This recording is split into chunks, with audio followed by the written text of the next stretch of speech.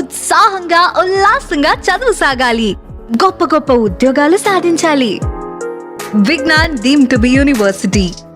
నిన్న పడిన భారీ వర్షం కారణంగా పుప్పాలగూడ శివాలయం టెంపుల్కి ఆనుకొని ఉన్న రిటైనింగ్ వాల్ మొత్తం కూడా ఒక ఇంటి మీద పడడంతో ఇల్లు మొత్తం కూడా ధ్వంసమైన పరిస్థితి. ప్రస్తుతం నేను పుప్పాలగూడ శివాలయం టెంపుల్కి సంబంధించిన రిటైనింగ్ వాల్ కూలడంతో ఏదైతే ధ్వంసమైందో ఇల్లు, ఆ ఇంటికి దగ్గరే ఉన్నాము. ప్రస్తుతం మీరు చూడవచ్చు విజువల్స్లలో ఎక్కడ కూడా ఆ ఇల్లు కనిపించని పరిస్థితి. దాదాపు మొత్తం ఇక్కడ 3 నుంచి 4 రూములు ఉంటాయని చెప్పేసి కూడా తెలుస్తుంది. అయితే ఈ ఇంట్లో ఎవరు లేకపోవడంతో ప్రాణాపాయం అనేది జరగలేదు. అందరూ కూడా సేఫ్గానే ఉన్న పరిస్థితి అయితే మనకు కనిపిస్తుంది. అంటే ఆస్తి నష్టం అయితే జరిగింది కానీ ఎలాంటి ప్రాణ నష్టం అయితే జరగలేదని చెప్పాలి. ముఖ్యంగా ఈ ఇంటికి సంబంధించి సత్తమ్మ అనే వృద్ధ మహిళ అయితే ఇక్కడ నివాసం ఉంటున్నారు. ఆ మహిళతో పాటు ఆయన కొడుకులు 3 కూడా ఇక్కడే నివాసం ఉంటున్నట్టుగా కూడా తెలుస్తుంది. అయితే ఒక కొడుకు చనిపోగా లక్ష్మణ్, అదేవిధంగా ఆయనకు సంబంధించిన బ్రదర్, వీళ్ళందరూ కూడా ఇదే ఇంటికి సంబంధించి ఇదే ఇంట్లో నివాసం ఉంటున్నట్టుగా కూడా తెలుస్తుంది. అయితే అదే సమయంలో పిల్లలు, పెద్దన్న చనిపోయిన వ్యక్తికి సంబంధించి పిల్లలు ట్యూషన్కి వెళ్ళి తిరిగి వర్షం పడుతుంది కాబట్టి పక్కనే ఉన్న ఇంట్లో ఉంటున్నట్టుగా కూడా తెలిసింది. అయితే ఇక్కడ ఎవరైతే సత్తమ్మ ఉన్నారో ఈ సత్తమ్మ ఇదే ఇంట్లో ప్రజెంట్ నేను మీకు విజువల్స్లో చూపిస్తున్నాను కదా, ఇదే ఇంట్లో సత్తమ్మ నివాసం ఉంటారని చెప్పేసి తెలుస్తుంది. దీని పక్కన ఇంట్లో మాత్రం వాళ్ళ కొడుకులు, వాళ్ళు కోడళ్ళంతా కూడా నివాసం ఉంటున్నారు. అయితే ఇదే ఇంట్లో వెంటనే వాల్ ఎప్పుడైతే పడిందో ఆ వాల్ పడిన వెంటనే ఈ ఇంటికి కొంచెం డ్యామేజ్ అయితే అయింది కానీ సత్తమ్మకు మాత్రం ఎలాంటి ప్రాణాపాయానికి సంబంధించి కావచ్చు ఎలాంటి ఇష్యూస్ అయితే జరగలేదని చెప్పాలి, ఎలాంటి గాయాలు అయితే జరగలేదు. అయితే వెంటనే ఆమెని బయటికి తీసుకొచ్చారు. తీసుకొచ్చిన తర్వాత ఈ మొత్తం కూడా మీరు కంప్లీట్గా శివాలయం టెంపుల్ చూడొచ్చు. ఆ టెంపుల్కి మొత్తం రిటైనింగ్ వాల్ కట్టడం జరిగింది. ఈ రిటైనింగ్ వాల్ మొత్తం కూడా నిన్న పడిన వర్షం కారణంగా మొత్తం జాయింట్ తోటి ఆ రిటైనింగ్ వాల్ కట్టడంతో ఆ జాయింట్ నుంచి కంప్లీట్గా ఎక్కడ వరకు అయితే మనకు ఎడ్జ్ ఉందో ఆ ఎడ్జ్ వరకు కూడా ఈ రిటైనింగ్ వాల్ కూలిపోయిన పరిస్థితి. పక్కనే ఉన్న అంటే ఈ రిటైనింగ్ వాల్ కూలిన సమయంలో పక్కనే ఉన్న అపార్ట్మెంట్ కూడా డ్యామేజ్ అయిన పరిస్థితి అయితే మనకు కనిపిస్తుంది. ఈ ఇల్లు కూడా మొత్తం అంటే ఆ బిల్డింగ్ కూడా మొత్తం సైడ్లు మొత్తం కూడా ధ్వంసమైంది. పైన నుంచి కింద వరకు కూడా ఆ రిటైనింగ్ వాల్ ఎంతవరకు అయితే అడుగులు కలిగి ఉందో ఆ అడుగులకు సంబంధించి ఆ ఏరియా నుంచి మొత్తం కూడా ఆ ధ్వంసమైన పరిస్థితి అయితే మనకు కనిపిస్తుంది. నిన్న మొన్నటి వరకు ఈ ఇల్లు అంటే మొత్తం బెడ్రూమ్తో కలిసి ఉన్న ఈ ఇల్లు మొత్తం కూడా ప్రస్తుతం ఎక్కడ కూడా కనిపించని పరిస్థితి. అసలు ఇల్లు ఉందా అనే ఆలోచన కూడా ఇక్కడ చూస్తుంటే మనకి విజువల్స్లో చూస్తుంటే తెలుస్తుంది. మొత్తం కూడా ఈ ఇంటికి సంబంధించి ఇప్పుడు ప్రజెంట్ నిన్న ఈ వర్షం కారణంగా ఈ రిటైనింగ్ వాళ్ళు కూడడంతో మొత్తం కూడా కట్టుబట్టలతోని వీళ్ళ కుటుంబ సభ్యులంతా కూడా బయటకు వచ్చిన పరిస్థితి అయితే మనకు కనిపిస్తుంది. ప్రజెంట్ మనతో పాటు సత్తమ్మ కొడుకు లక్ష్మణ్ అన్న ఉన్నారు, వాళ్ళతో మాట్లాడదాం. అన్న చెప్పండి, ఈ ఎప్పుడు ఇది కూలడం జరిగింది, ఏ టైంలో జరిగింది ఈ సిచ్యువేషన్? రాత్రి 8-10 నిమిషాలకి ఇట్లా నాకు ఫోన్ వచ్చింది సార్. నేను అల్కాపూర్లో ఉంటాను, అక్కడ వర్షం వచ్చిందని చెప్పి ఆగాను అనమాట. అప్పుడే మా పిల్లలు ట్యూషన్కి పోయారు. మళ్ళీ మా అమ్మ హ్యాండిక్యాప్ టైప్ ఉంటుంది కాబట్టి ఆమె కూడా ఏం కాలేదు. ఇక్కడ 4 రూమ్లు ఉంటాయి, బెడ్రూమ్ వాళ్ళకి ఇచ్చాను, ఇక్కడ 2 రూమ్లు ఉంటాయి. ఇదంతా లెవెల్ అయిపోయింది. ఇక టెంట్ హౌస్ సంబంధించింది మొన్ననే టెంట్ హౌస్ సంబంధించింది కూడా విఐపి కుర్చీలు అవి అని తీసుకొచ్చి మొన్ననే పెట్టడం జరిగింది. రీసెంట్లీ నాకు మ్యారేజ్ అవ్వడం వల్ల మా భార్య కూడా అత్తగారింటికి వెళ్ళింది. అట్లనే పిల్లలు ట్యూషన్కి వెళ్ళారు. మా అమ్మ ఇంట్లోనే ఉంటే ఇట్లా శబ్దం రాగానే మా పక్కన ఉన్నటువంటి అందరూ వచ్చి మా అమ్మని హెల్ప్ చేసి తీసుకొని వెళ్ళడం జరిగింది అనమాట. అదే 3 పిల్లలు ఉంటారు మా అన్నకు. మొన్న ఇటీవల చనిపోవడం జరిగింది 2 years బ్యాక్. వాళ్ళు కూడా ట్యూషన్కి వెళ్ళారు కాబట్టి వాళ్ళకు కూడా ఏం ప్రాణ నష్టం జరగలేదు.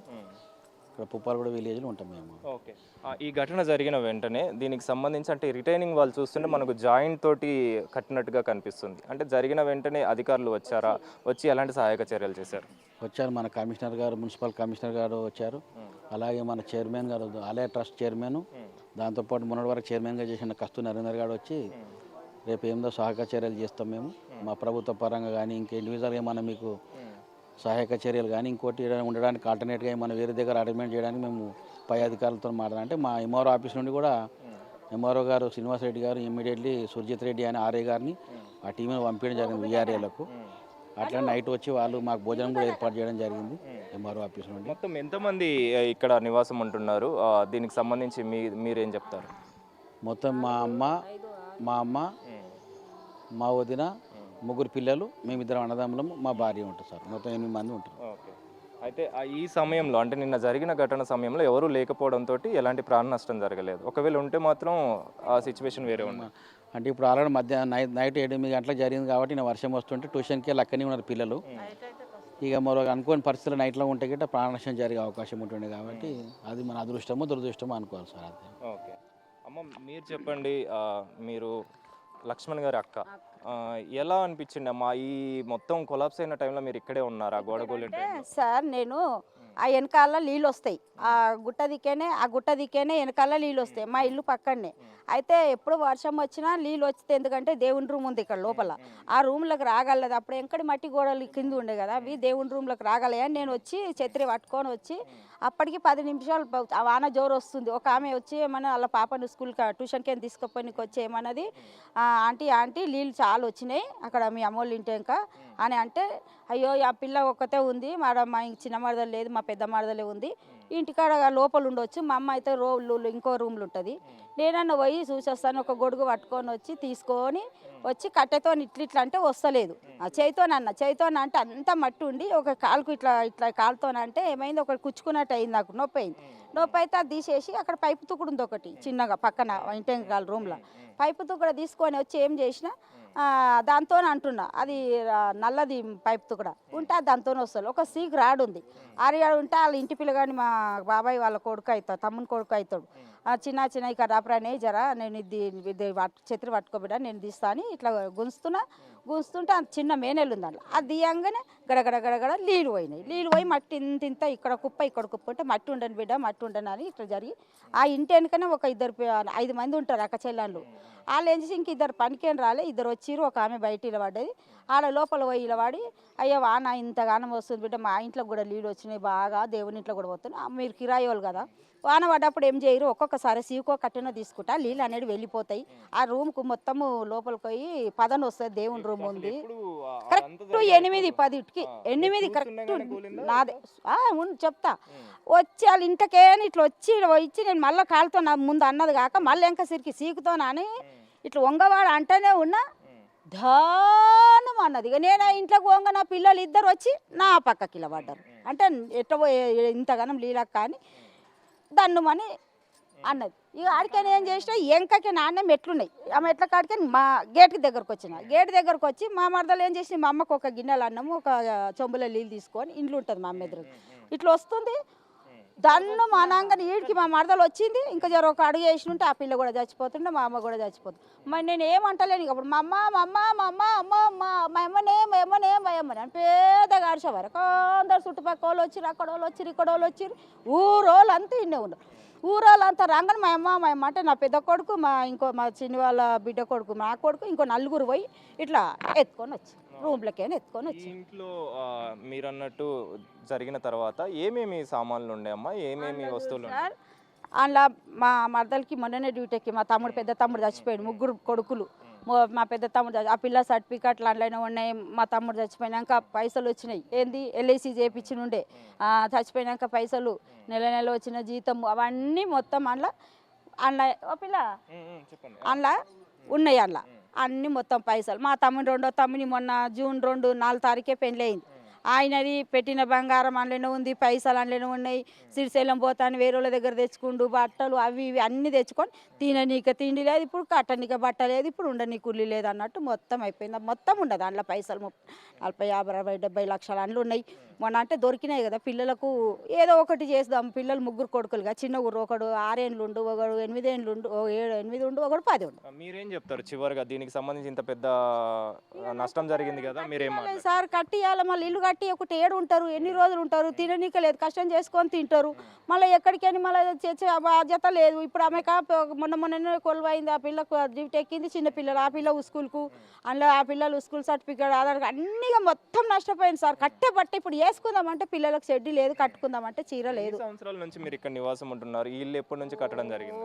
ఎప్పుడో ఇప్పుడు మేము మా అమ్మగారు ఇక్కడనే, మేము పక్కన ఉంటే మీరు ఇప్పుడు బాగానే లేరా మేము ఇగో సార్ మట్టి గోడ మాది, ముందు మట్టి గోడ ఉంటే అది మట్టి తీసేసి సిమెంట్ గోడ పెట్టుకున్నాం. రేకులు ఉండే ఫస్ట్ కాంగ్రెస్ పెంక తీసేసి రేకులు వేసుకున్నాం. రేకులు వేసుకున్నాక తర్వాత ఇది ఇక చేసుకోండి. ఏం చెప్పాలా సార్, నష్ట ప్రకారం కట్టి ఇవ్వాలి సార్. మాకు తినడానికి తిండి లేదు, ఏమి లేదు, మళ్ళీ ఎట్లా బతుకుతాం, ఏం చేస్తాం? ఇప్పుడు టెంట్ హౌస్ సామానా 3-4 లక్షలు మొన్ననే తెచ్చి పెళ్ళప్పుడే చూడు 2 నెలలు అవుతుంది తెచ్చి ఇళ్ళ పెట్టి. అది ఇప్పుడు ఇక టెంట్ హౌస్ ఆసారా ఉంది ఏమన్నా దావత్ అయితే పిలుస్తాడు, పెళ్ళి అయితే పిలుస్తారు, లేకుంటే లేదు. మళ్ళీ ఏం తింటారు ఏం కథ మళ్ళీ అంతా వాళ్ళు మాకు ఇల్లు కట్టియాలి, మా అమ్మ వాళ్ళకి ఇల్లు కట్టియాలి, వాళ్ళని కొన్ని రోజులు పెట్టాలి. ఇప్పుడు ఏం చేసుకొని తింటారు ఉన్నాయి అందులో వాయి కట్టబట్టల కాడికని వాయి, తినే తిండి కాడికని వాయి, వండుకునే భోగాన్ల కాడికని కూడా వాయి. పెళ్ళి అయ్యి కూడా మేము 2 నెలలు అయిపోయింది, ఇప్పుడు 3 నెలలు కూడా కాలే.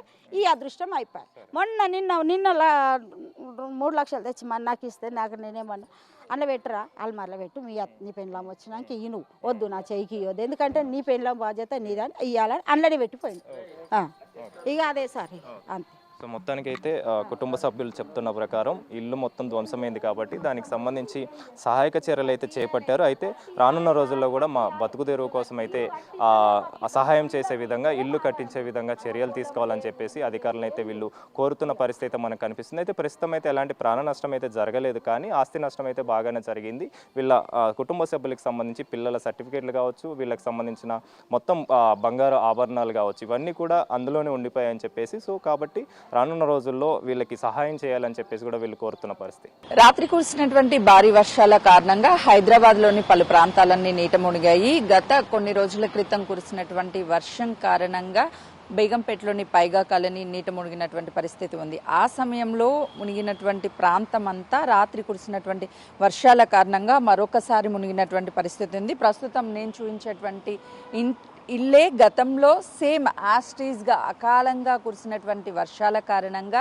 ఆ రోజు నీట మునిగినటువంటి ఇల్లు మరోసారి నీట మునిగింది. ప్రస్తుతం నేను చూపిస్తున్నటువంటి ఇల్లును ఒక్కసారి అబ్జర్వేషన్ చేస్తే దాదాపు మోకాళ్ళ లోతు పైగానే రాత్రి 2 గంటల వరకు నాన్ స్టాప్గా వర్షం పడినప్పుడు ఒకసారి ఆ టైంలో సిచ్యువేషన్ ఉంటే దాదాపు ఇక్కడ నడుం లోతు వరకు కూడా నీరు వచ్చినటువంటి పరిస్థితి ఉంది. క్రమేణా నీటినంతా పైపుల సహాయంతో అంటే మోటార్లను బిగించి బయటికి వాటర్నంతా కూడా పంపిస్తున్నటువంటి పరిస్థితి ఉంది. మనకి ఇక్కడ చుట్టూ ఒకసారి పరిశీలిస్తే మొత్తం కూడా గోడలకి ఎక్కడి వరకు రాత్రి వాటర్ వచ్చిందనేది కూడా విజువల్స్లో చాలా క్లియర్గా కనిపిస్తుంది. ఒకసారి అక్కడ గోడ మీద వాటర్ మార్క్ ఎంతవరకు రాత్రి నీళ్ళు వచ్చాయి అనేది కూడా చాలా స్పష్టంగా కనిపిస్తుంది.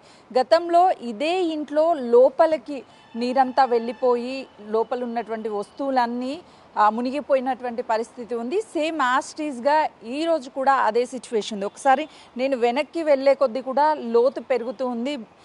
విజువల్స్లో కనిపిస్తుంది చాలా క్లియర్గా. దాదాపు 1000 గజాల పైగానే ఉన్నటువంటి ఇంట్లో ఈ వాల్స్ వీటన్నిటిని కూడా మనం చాలా క్లియర్గా కనిపిస్తుంది. ఎంతవరకు రాత్రి వర్షం నీరు వచ్చింది అనేది కూడా ఇటు సైడ్ నుంచే కాకుండా పక్కనే ఉన్నటువంటి బిల్డింగ్ల పరిస్థితి కూడా సేమ్ యాస్టీస్గా ఉంది. ఆల్మోస్ట్ ఇక్కడ వరకు అనంటే నా నడుము లోతుకి పైగానే ఒక మనిషి 5 feet 5.5 ఉంటే ఆల్మోస్ట్ 5 feet వరకు కూడా నీట మునిగినటువంటి పరిస్థితి అయితే కనిపిస్తుంది. ఓవరాల్గా ఈ ఇంట్లోనే అకాలంగా కురిసినటువంటి వర్షాల కారణంగా గత నెల క్రితమే నీట మునిగింది, మరోసారి ఇల్లు నీట మునిగింది. అంటే పైన ఉన్నటువంటి కాలువ దగ్గర ఉన్నటువంటి వాల్ని తొలగించడం వల్లే ఈ నీరంతా వర్షపు నీరు ఇక్కడికి వస్తుందని చెప్పేసి వాళ్ళు చెప్తున్నారు. ఒకసారి నేను లోపలికి వెళ్ళే ప్రయత్నం కూడా చేస్తాను. ఎందుకంటే లాస్ట్ టైము వాటరు సేమ్ యాస్టీస్గా ఇలానే నీళ్ళు వచ్చినప్పుడు లోపలికి వెళ్ళి వాళ్ళ ఇంట్లో ఉన్నటువంటి సామాన్ అవన్నీ పాడైపోయాయి. సో ఎగ్జాక్ట్గా బిగ్ టీవీ స్క్రీన్ మీద చూడొచ్చు. అప్పుడు పాడైపోయినటువంటి సోఫాలు కావచ్చు వాటన్నిటినీ కూడా వాళ్ళు బయట పడేసినటువంటి విజువల్స్ కనిపిస్తున్నాయి. ఇవే సోఫాలు ఆ టైంలో ఇంట్లో మునిగిపోయి అంతా ఉండడం వల్ల వాళ్ళు ఇంకా వస్తువులేవి పనికి రాకపోవడంతో కొన్ని వస్తువులను పడేయడం మరికొన్ని బయట వదిలేయడం జరిగింది. ఈ సోఫాలన్నీ కూడా ఆ రోజు లోపల మునిగిపోయినటువంటి సోఫాలే. ఒకసారి అంటే వర్షం వస్తే ఖచ్చితంగా ఇల్లు మునిగిపోతుంది అని చెప్పేసి వాళ్ళకి అర్థమైంది. ఒకసారి దెబ్బతిన్నాము, ఈ అకాల వర్షం కురిసినప్పుడు ఇళ్లలోకి నీళ్లు చేరి ఆ వాల్ వల్లనే ఇదంతా కూల్చడం వల్ల జరిగింది అని చెప్తున్నారు. వాళ్ళు ఎంత అలర్ట్ ఉన్నారు అనేది కూడా మనకు కనిపిస్తుంది. ఒకసారి నేను చూపించే ప్రయత్నం చేస్తాను. లోపలికి వర్షపు నీరు రాకుండా ఉండేందుకు వాళ్ళు ఒక వాల్ని చుట్టూ లోపలికి వెళ్ళేటువంటి ఎంట్రన్స్ దగ్గర నిర్మించుకున్నారు. అది బిగ్ టీవీ స్క్రీన్ మీద చాలా ఎక్స్క్లూజివ్గా కనిపిస్తుంది. నేను చూపించే ప్రయత్నం చేస్తున్నాను. చూడండి, ఈ వాల్ని లోపలికి వాటర్ రాకుండా ఉండేందుకు ఈ వాల్ని నిర్మించారు. ఈ వాల్ తర్వాత వాటర్ రావని చెప్పేసి వాళ్ళు ఎక్స్పెక్ట్ చేసినటువంటి పరిస్థితి ఉంది. ఓవరాల్గా చూస్తే నిన్న కురిసినటువంటి వర్షం కారణంగా ఈ ఇల్లు మరోసారి నీట మునిగినటువంటి పరిస్థితి మనకు కనిపిస్తుంది. కేవలం పైగా కాలనీలో కాకుండా చాలా కాలనీస్లో ఇదే సిచ్యువేషన్ నెలకొంది. ఆ రోజు వెళ్ళిపోయినటువంటి వాళ్ళు తిరిగి ఈ ఇంటికి మళ్ళీ రాలేదు. ఇంకా ఆస్తి నష్టం మొత్తం కూడా కోలుకోకముందే మరోసారి ఇల్లు నీట మునిగినటువంటి పరిస్థితి ఉంది. కెమెరామెన్ శ్రీకాంత్తో సుజాత, పైగా కాలనీ.